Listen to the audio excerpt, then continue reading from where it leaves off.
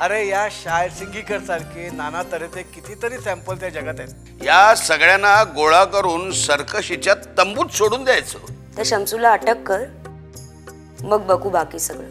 मम्या, माझी तुझ्याकडून याच सपोर्टची अपेक्षा होती. वकील केस जिंकला, निकाल आपल्या बाजून लागला की मग पैसे द्यायचे. कळलं काय? आणि तो केस हरला म्हणजे पैशापरी पैसा गेला आणि आम्ही गेलो जेलामध्ये. कुठला पण वकील केस हारला नाही तर जिंकला तरी तो त्याची फी घेतोच.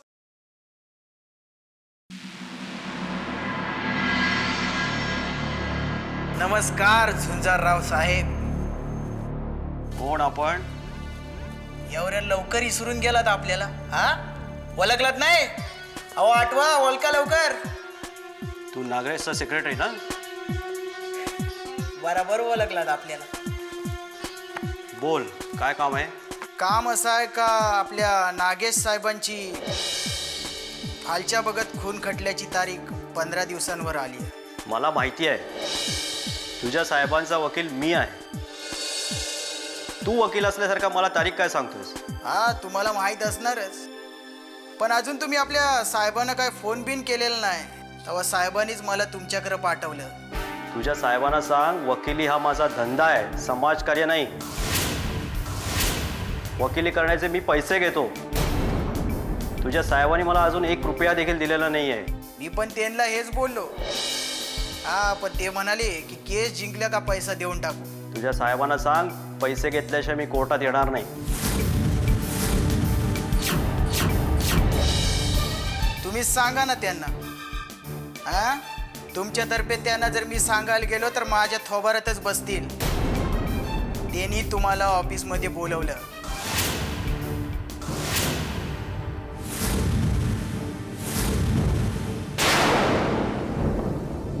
मला काय तेवढीच काम आहेत काय?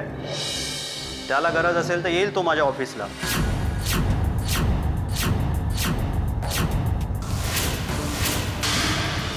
साहेब तुम्ही असे बोलले, हे जर आपल्या साहेबांना कळलं ना तर तुमची गेमच वाजवून टाकतील.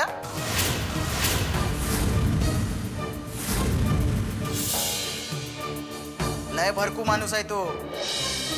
ते म्हणतील एका खुनाची पण सजा फाशी आहे आणि 10 खुनाची पण सजा फाशी आहे. मग एकाला मारून लटकण्यापेक्षा 10 जणांना मारून लटकलेलं बरं. आता बोला, तुम्ही सांगितलं तसा निरोप देऊ का साहेबांना? त्यांना सांग, मागच्या वेळी जामीन लवकर मिळाला नाही म्हणून माझा तोडलेला पाय अजून बरा झाला नाही, म्हणून येऊ शकत नाही मी ऑफिसला. तरी कृपया तुम्हीच यावे माझ्या ऑफिसला. आयला ही शब्दांची फिरवा शॉलेट जमते हा तुम्हाला. म्हणून तर वकील झालो ना आम्ही. ठीक आहे साहेब, तुम्ही सांगितलं तसा निरोप मी नागेश साहेबाला जाऊन सांगतो. निघतो मी. या आता, मलाही बरेच काम आहेत.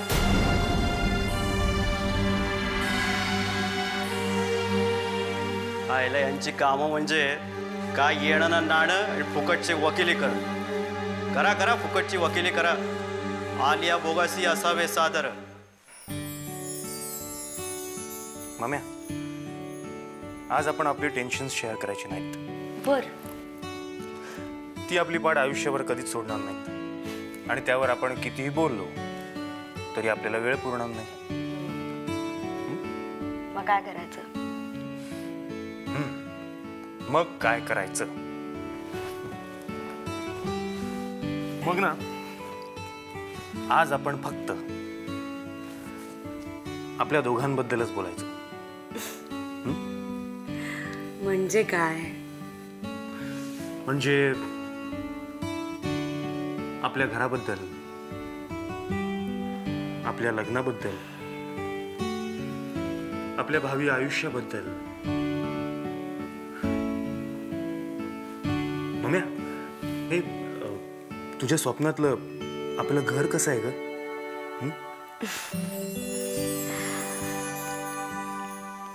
आपलं गावाला घर आहे ना, तसंच. आपल्याला खरंच शक्य असतं ना तर मी तुला सांगितलं असतं की आपण तिकडेच जाऊन राहूयात. आपण घरी गेलो होतो ना तेव्हा मला सारखं वाटत होतं की हे घर मी कुठेतरी पाहिलंय. मग माझ्या लक्षात आलं की माझ्या स्वप्नातलं हेच ते घर. आणि घरातली माणसं? वास्तविक मी मम्मा डॅडींना पहिल्यांदाच भेटले, पण मला असं अजिबात वाटलं नाही, जराही परकेपणा जाणवला नाही.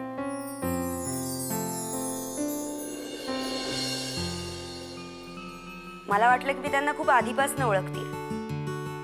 आपलं लग्न झाल्यानंतर आपण जरी तिथे राहायला जाऊ शकत नसलो ना, तरी आपण त्यांना नक्की इथे घेऊन यायचंय.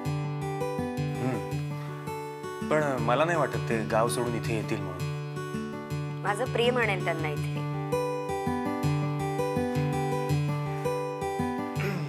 तुझं प्रेम म्हणजे माझं प्रेम नाहीये की काय माझ्या मम्मा डॅडींवर? हा? असं म्हटलीये का मी?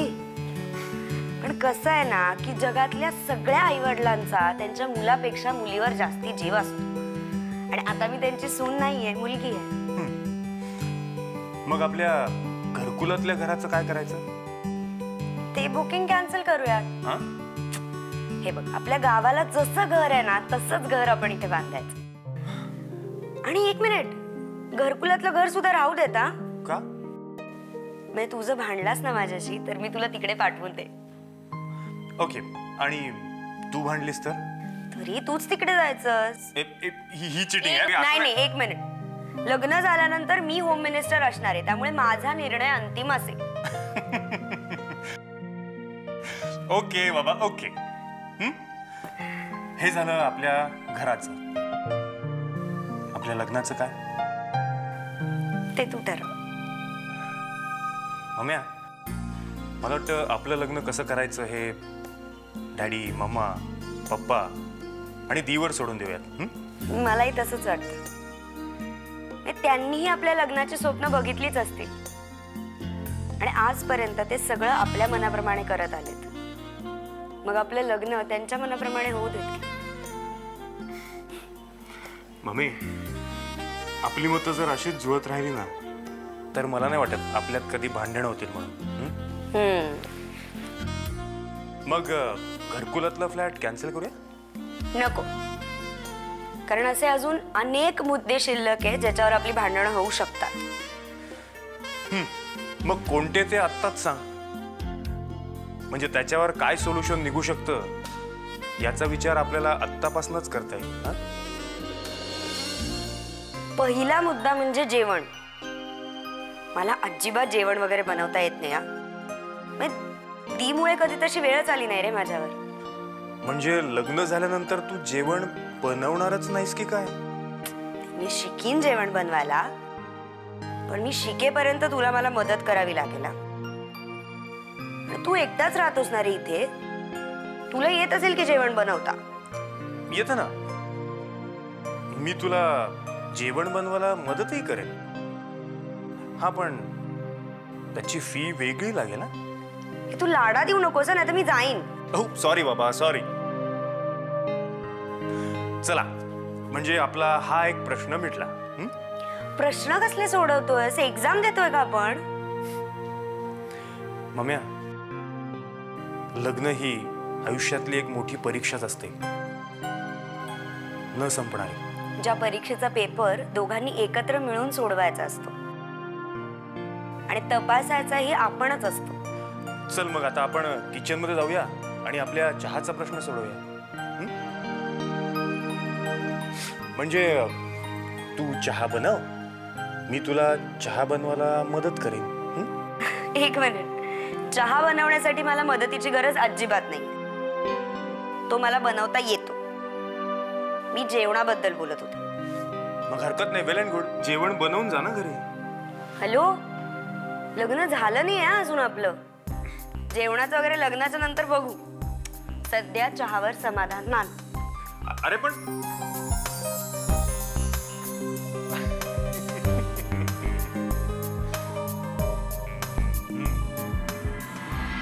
विधी लिखित कोण ते आहे. सख्या, आत्ता आपण घरात दोघं. हा, म्हणजे माझ्या 2 चिमण्या शॉपिंगला गेलेत. त्यांच्याबरोबर वहिनी सुद्धा गेल्यात. म्हणजे तू देखील टेन्शन फ्री. अरे ही कसली शॉपिंग करते, ती मोठमोठे शॉपिंग सेंटर्स आणि मॉल्स बघून तिला भोवळ आली नाही म्हणजे मिळवली. काहीतरी काय सांगतेस. असो एनिवे, मी ना आपल्या बंगला काकू आहेत ना, त्यांना मस्त भजी बनवायला सांगितले. आता आपण एक काम करूया. काय करूया म्हणजे घड्याळाचे काटे आहेत ना ते उलटे फिरवूया आणि भूतकाळात जाऊया. अरे वा, मस्त आयडिया आहे. सख्या, तुला ती कुसुम आठवते का रे? कुसुम. अरे कुसुम 2 होत्या, एक काळी कुसुम राजे आणि एक चष्मिश कुसुम जोग. त्यातल्या कुसुम राजेचा हुंडाबळी झालाय आणि कुसुम जोगचं पुण्यात मॅटर्निटी हॉस्पिटल आहे असं ऐकतोय. विशा, तुला ती वच्छी मेंदळे आठवते का रे? ती कविता ना सिनेमांच्या गाण्याची चाली लावायची तीच ना. विशा, तुझी स्मरणशक्ती बरी आहे.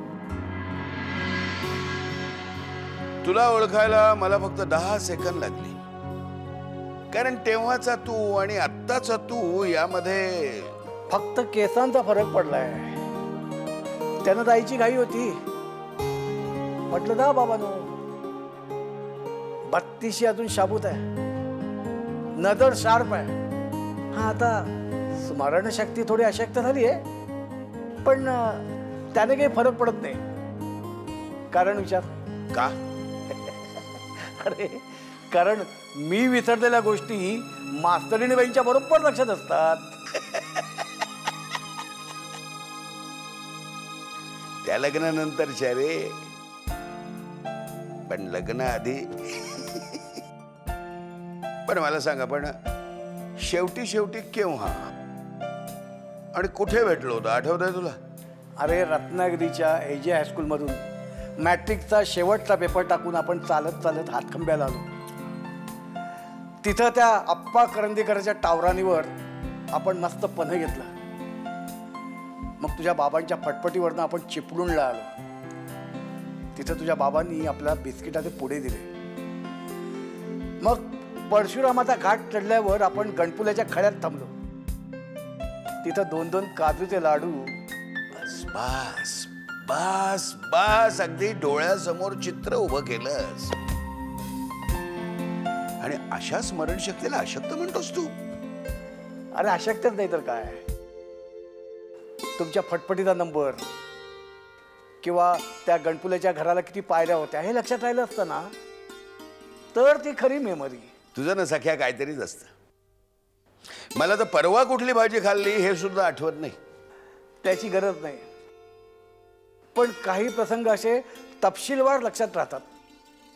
तुला आठवत आहे, आपण आफळे बुवांच्या कीर्तनाला जातो सांगून आपण व्ही शांतारामचा रामजोशी पाहिला. आणि टुरिंग टॉकीजच्या बाहेर आल्यावर कानफट रंगवून घेतली. म्हणून तो चित्रपट लक्षात राहिला. सुंदरा मनामध्ये भरली, जरा नाही ठरली, हवेली तर शिरली बोत्याचा भांग. जी जी जी जी जी जी जी.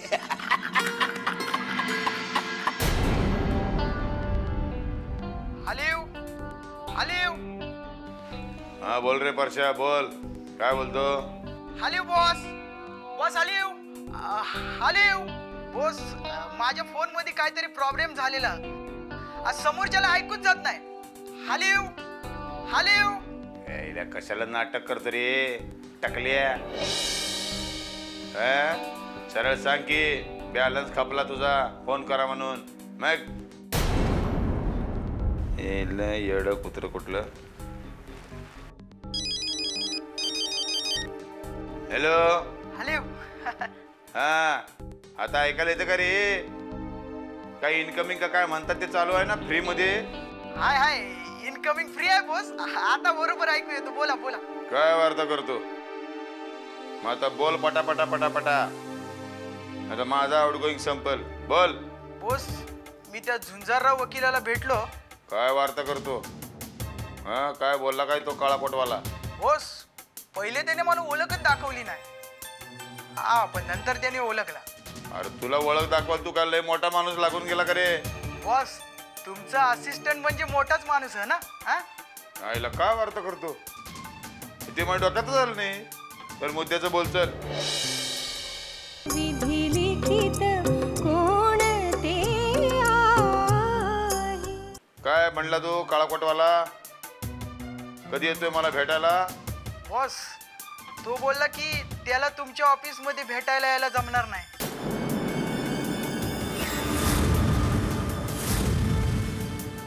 हा त्याने तुम्हालाच त्यांच्या ऑफिस मध्ये भेटायला बोलवलंय.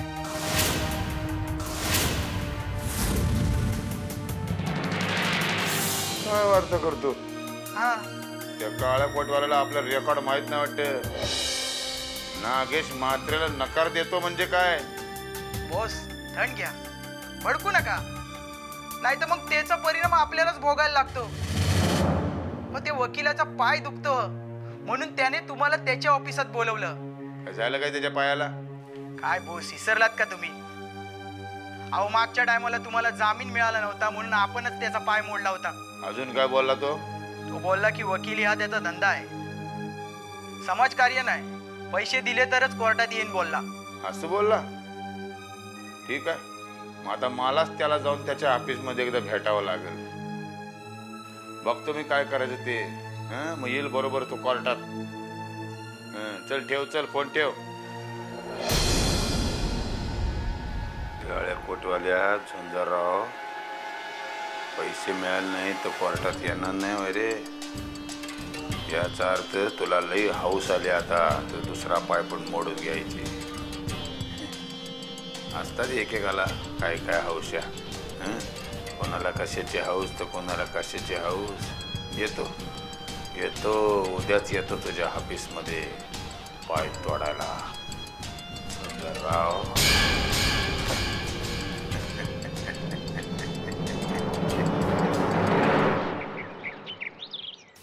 हाय पप्पा, good morning. Hi good morning. कसे आहात? मी मजेत. पण तू एवढ्या सकाळीच नाही म्हणजे काही काम होतं का सहज झालेस? पप्पा तर मम्माला भेटायला ना सकाळ सकाळच यायला हवं. नाही कारण मॅडम आजकाल बिझी आहेत ना घरकुलच्या प्रोजेक्टमध्ये. हे बाकी बरोबर आहे. घरकुल म्हणजे तिची मोठी झेप आहे आणि या कामामध्ये तिनं स्वतःला झोकून दिलेलं आहे. तुला यायला थोडा उशीर झाला. म्हणजे मम्मी ऑफिसला निघून पण गेली? मगाशीच. ओश, काही महत्वाचं काम होतं का तुझं तिच्याकडे? हो म्हणजे मला तिच्या त्या वर्सोवाच्या प्लॉट बद्दल जरा बोलायचं होतं. वर्सोवाच्या प्लॉट बद्दल? हो. त्याचं काय? नागेश मात्र तो प्लॉट मागतोय ना.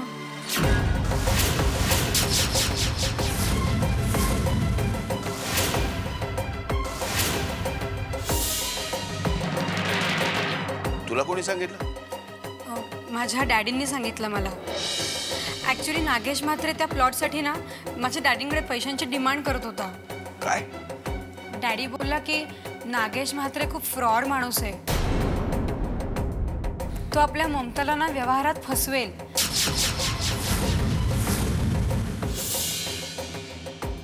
त्यामुळे ममताला सांग की त्याला तो प्लॉट अजिबात देऊ नकोस. अच्छा. पप्पा माझ्या माहितीप्रमाणे ना डॅडींनी त्यांच्या अख्ख्या जिंदगीत ना हे फक्त एकच चांगलं काम केलंय. अगं पण वर्सोवाच्या प्लॉटवर मम्या आईच्या नावानं शाळा बांधणार आहे आणि कोणी कितीही पैसे दिले तरी तो प्लॉट ती विकणार नाही.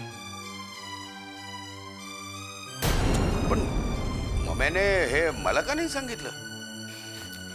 बरोबर आहे पप्पा. तुम्हीच आत्ता म्हणालात ना की काहीही झालं तरी तो ती प्लॉट विकू शकत नाही म्हणून. मग तिला तो प्लॉट द्यायचा नाहीये तर ती तुम्हाला कशाला सांगेल? आणि तसंही पप्पा तिला जर व्यवहार करायचा असता तर ऑफकोर्स तिने तुम्हाला सांगितलं असतं, राईट?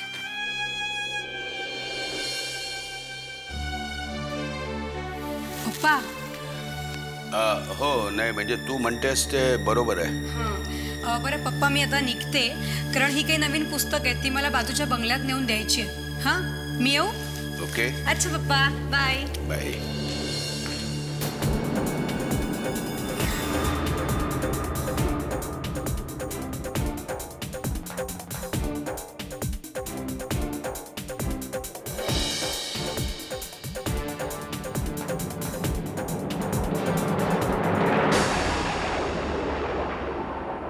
म्हणजे वर्सोव्याच्या प्लॉट बद्दल माझ्या कानावर अजूनही काहीतरी आलंय. काय?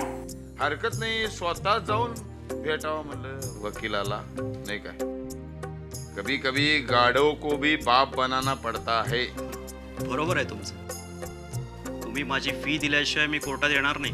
नागेश म्हात्रे बद्दल तू पप्पांना काहीही सांगणार नाहीस असा तू मला शब्द दिला होतास ना, मग का सांगितलंस पप्पांना?